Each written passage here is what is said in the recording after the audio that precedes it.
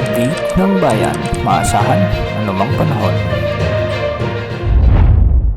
Magandang araw po sa ating lahat. Narito na ang update sa lagay ng ating panahon ngayon at sa magiging lagay ng ating panahon sa susunod na 24 oras. Ngayon nga ay makikita natin sa ating satellite animations na may mga kaulapan pa rin sa malaking bahagi ng bansa at ito ay dulot ng umiiral na dalawang weather systems, ang frontal system na nakakaapekto sa may extreme northern Luzon, samantalang easterlies naman ang nakakaapekto sa nalalabing bahagi ng ating bansa. Dahil nga sa frontal system ay asahan ang maulap na kalangitan na may mga kasamang pag-ulan sa Batanes at Babuyan Islands. Pinag-iingat natin ang ating mga kababayan dito sa banta o posibilidad ng mga biglang pagbaha o pagguho ng lupa, lalo na kung may mga katamtaman hanggang sa kung minsan ay malalakas na pag-ulan.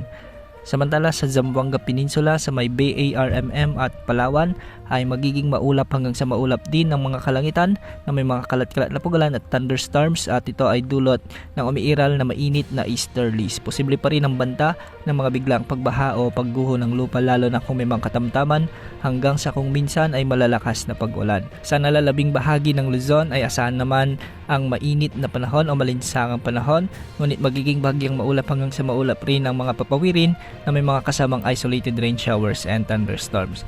Samantala sa Visayas ay ganitong panahon din ang inaasahan, kaya magiging bahagyang maulap hanggang sa maulap rin ang mga kalangitan na may mga kalat-kalat na pag-ulan at kalat-kalat ding thunderstorms.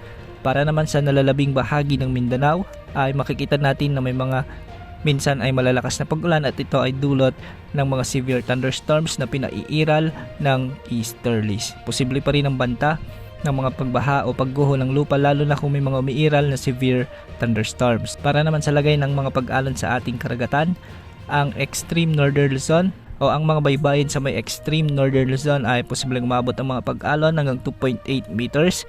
Ang mga baybayin naman sa central Luzon at ang nalalabing baybayin ng northern Luzon ay posibleng umabot ang mga pag-alon hanggang 1.8 meters. Sa nalalabing baybayin ng bansa ay posibleng umabot ang mga pag-alon hanggang 1.8 meters. Sa kasalukuyan ay wala pa rin tayong namomonitor na LPA o potential na bagyo na posibleng pumasok sa ating area of responsibility sa susunod na 3 hanggang 5 araw. Bukas, asahan pa rin na ang magiging dominantang weather system ay ang easterlies, kaya asahan ang mainit o malinsang panahon sa malaking bahagi ng ating bansa. Asahan din ang pag-iral ng mga localized thunderstorms, lalo na pagsapit ng hapon o gabi. Yan ang update sa lagay ng panahon. Ito pang weather update ng bayan, maasahan anumang panahon.